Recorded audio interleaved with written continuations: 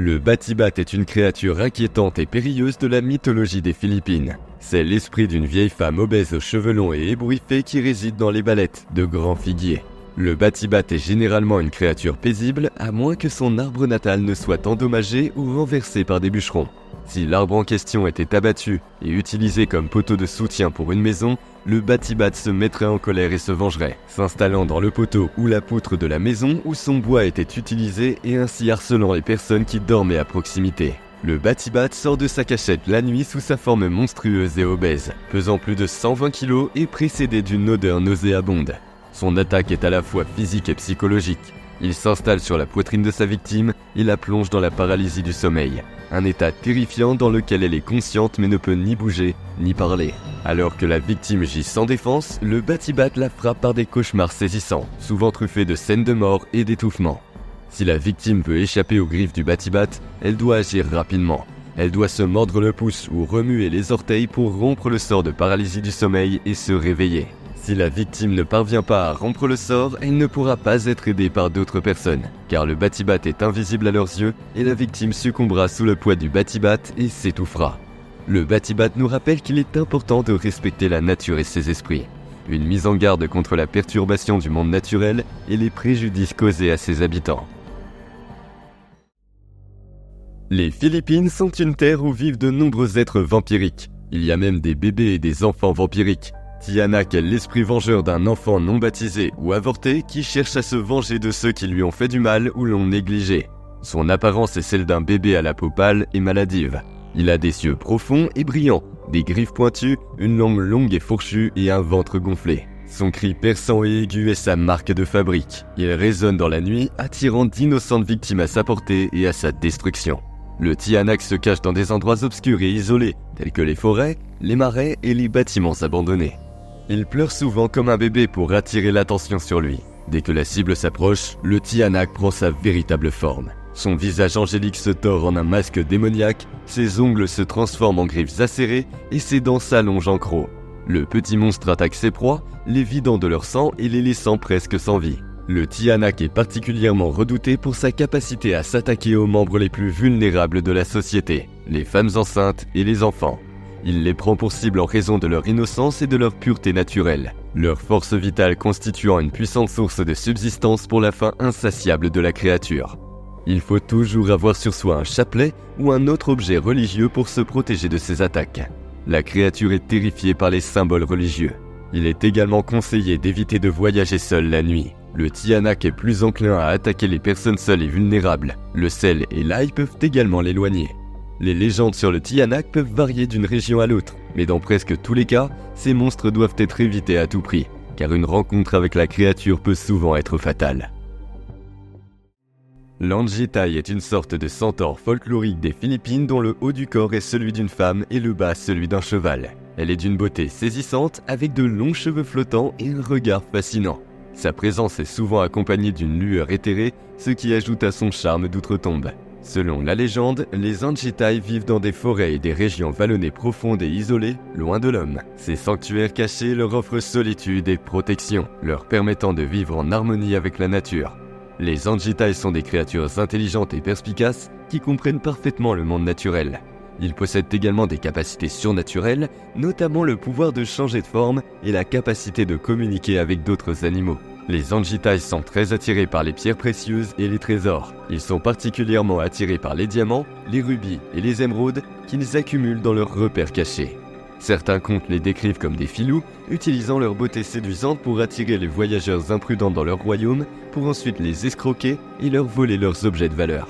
D'autres récits décrivent les Anjitai comme les gardiens de trésors cachés, protégeant ses biens de ceux qui tentent de les exploiter à des fins personnelles. Ils jugent les intentions de ceux qui pénètrent sur leur territoire, récompensant ceux qui ont le cœur pur et punissant les cupides. L'Anjitai est souvent considéré comme le pendant féminin du Tikbalang, une autre créature phare de la mythologie des Philippines.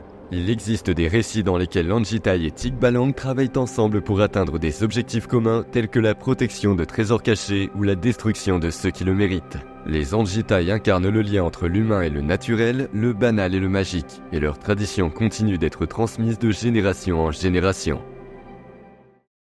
Dans les profondeurs des eaux des Philippines se cachent des créatures que beaucoup considèrent comme des fantômes aquatiques. Ces entités jouent un rôle similaire à celui des sirènes de la mythologie grecque. Il s'agit des Siokoi, des êtres séduisants que l'on trouve aussi bien dans l'eau douce que dans l'eau salée. La version masculine est un humanoïde aux traits hybrides de poissons et de reptiles. Il porterait également des branchies sur le cou, ce qui lui permettrait de respirer sous l'eau. Les femelles ont une apparence plus humaine, avec une queue de poisson semblable à celle des sirènes. Mais elles ont un évent sur le dos, comme les dauphins et les baleines, ce qui signifie qu'elles doivent remonter à la surface de temps en temps pour respirer. Ils peuvent prendre la forme d'une femme pour attirer leurs victimes plus près de l'eau, mais ils ne peuvent pas dissimuler complètement leur odeur de saumure, ce qui permet de les identifier et de les éviter. Le Siokoi possède une force et une vitesse surhumaines qui lui permettent de dominer facilement ses victimes. Les femelles utilisent leur charme et leur chant mélodieux pour attirer leurs victimes, tandis que les mâles exploitent des pouvoirs surnaturels qui peuvent rendre les gens fous et les faire tomber dans les eaux profondes sans raison discernable. Une fois sur place, ils sont happés par les Siokoi qui les emmènent dans les profondeurs sans aucune possibilité de défense.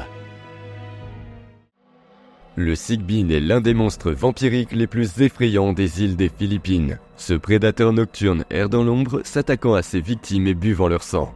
Ses traits sont hideux. Il s'agit d'une grande créature au pelage brun-rouge foncé. Ses oreilles massives peuvent s'agiter de manière à ressembler à des battements de mains et elle possède également une longue queue en forme de fouet. Son visage rappelle celui d'une chauve-souris en colère avec ses yeux larges et perçants. Outre son apparence redoutable, le Sigbin est connu pour sa démarche à reculons, la tête coincée entre les pattes arrière. Cette démarche inhabituelle, associée à sa capacité à se glisser dans l'ombre, le rend incroyablement difficile à traquer. Son comportement de charognard est particulièrement inquiétant. Le Sigbin s'attaque aussi bien aux humains qu'aux animaux, s'emparant de leur sang et de leur énergie vitale.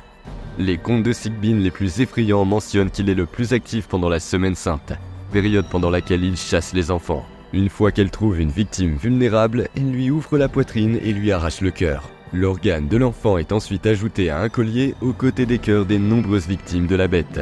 Dans certaines régions des Philippines, le Sigbin est avant tout considéré comme un prédateur nocturne, redouté pour ses habitudes de chasseur d'enfants et son penchant pour le sang.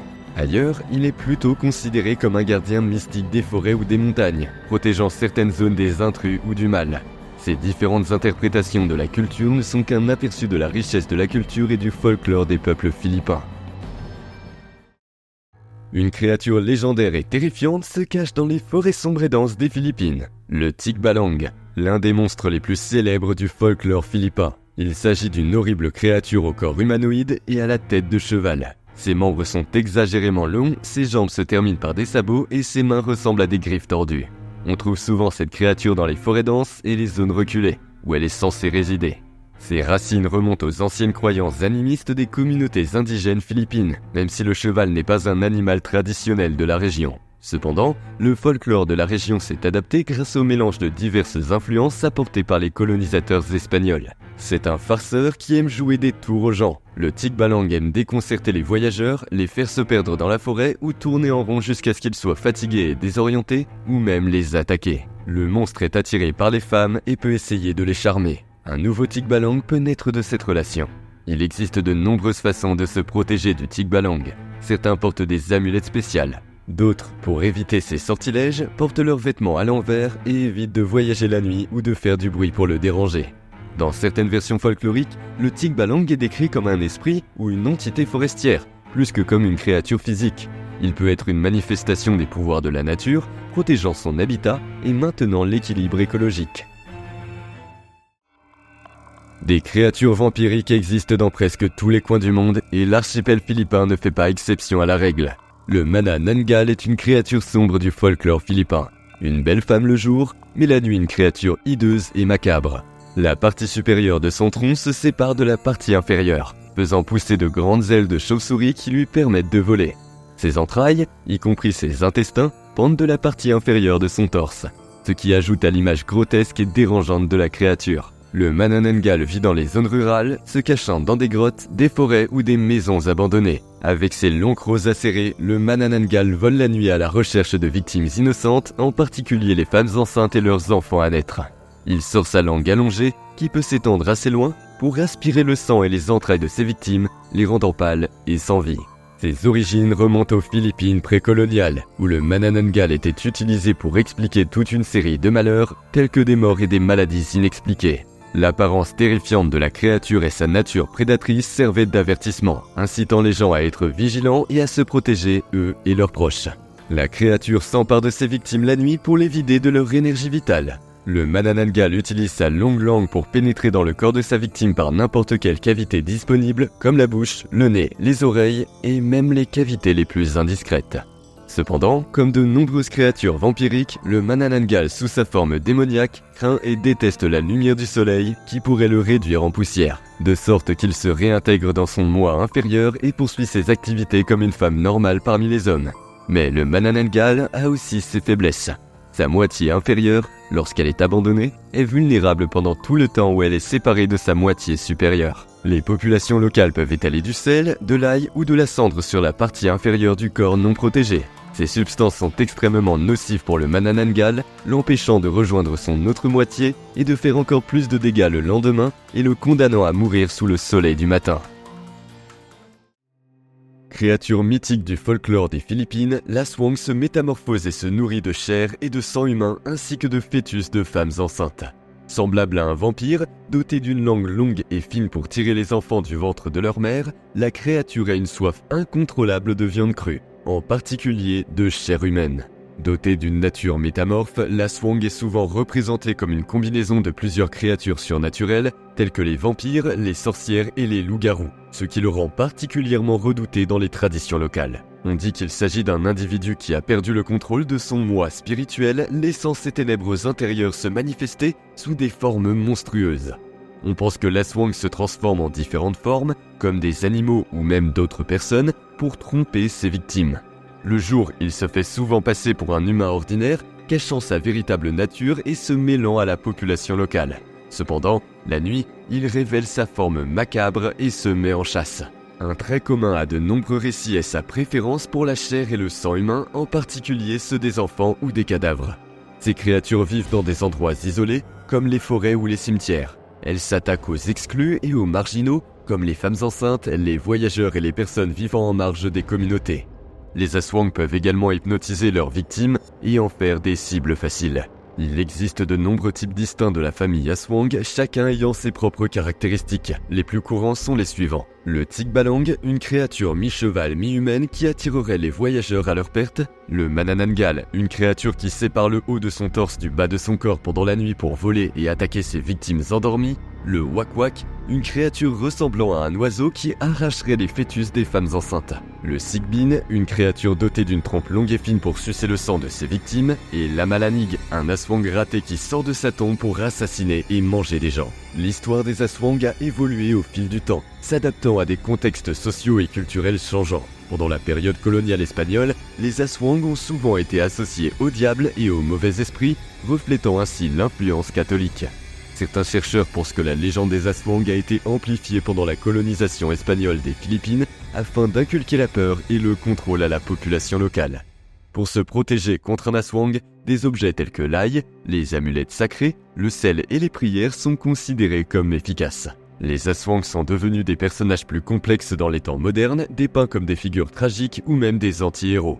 L'aswang occupe une place particulière dans la culture philippine, prouvant le pouvoir du folklore pour façonner l'identité, susciter la peur et la fascination, et promouvoir les valeurs culturelles et les traditions du peuple philippin jusqu'à aujourd'hui.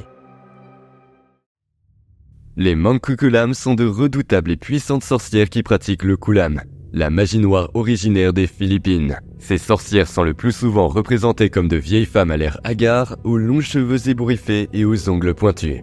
Les Mangkukulam vivent isolés, dans d'épaisses forêts ou dans des maisons abandonnées. Selon une légende, le Mangkukulam possède une connaissance approfondie des herbes, des potions et des incantations. Et il est capable de jeter de puissants sorts qui peuvent faire beaucoup de mal aux gens. Ces incantations vont des petits désagréments et de la malchance aux maladies graves, voire à la mort.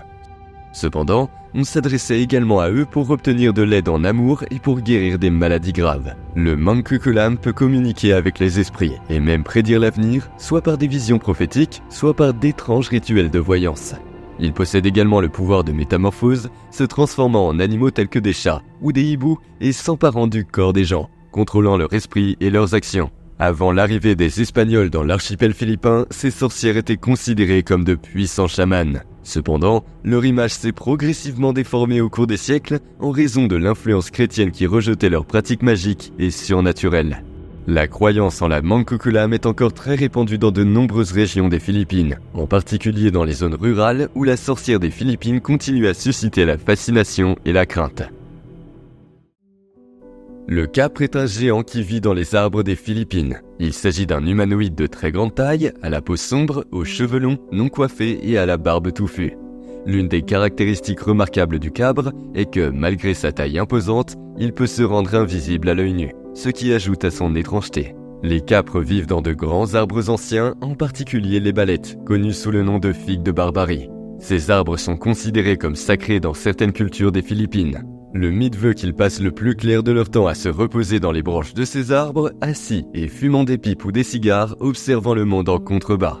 On pense que les capres sont capables de changer de forme, de modifier leur apparence et de jouer des tours aux gens, en particulier aux voyageurs imprudents. Ils peuvent les égarer dans la forêt ou les rendre désorientés et perdus. Malgré leur nature rusée, les capres ne sont pas nécessairement méchants. Ils sont plus curieux qu'autre chose et peuvent simplement essayer de susciter une réaction chez les gens. Dans certains cas, les capres peuvent même être utiles aux humains, en les guidant et en les protégeant du danger. Néanmoins, il est important de traiter les capres avec respect, car ils peuvent se mettre en colère ou s'offenser s'ils ne se sentent pas respectés. Dans certains récits, les capres sont considérés comme les gardiens des forêts et des arbres anciens. Ils peuvent développer une sorte d'amitié ou d'affection pour certains humains, surtout si ces derniers font preuve de respect ou de gentillesse à leur égard ou à l'égard de la nature.